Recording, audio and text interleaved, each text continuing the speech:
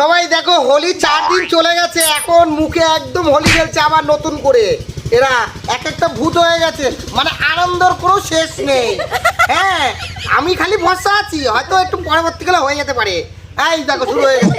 এইটা আমার বৌদি, সরি এইটা আমার বড় মেয়ে। এই যে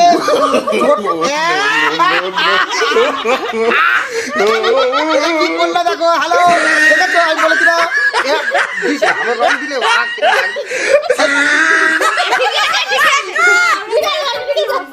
ওই দেখো আমার জেঠিমা এসছে সাইডে, ও যে হাতে তুমি হ্যালো, হা হা হা উমা একটু হাত উঁচু করে দাও, বাবা বলে হ্যালো।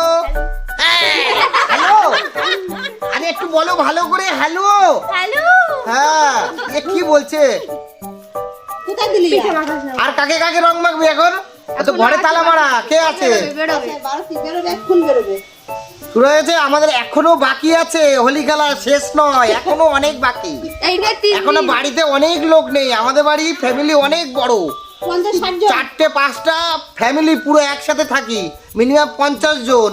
বাড়ি এখনো অর্ধেক লোক নেই, আসলে আবার হোলি, আবার আপনারা দেখতে পারবেন কত হোলি রে বাবা।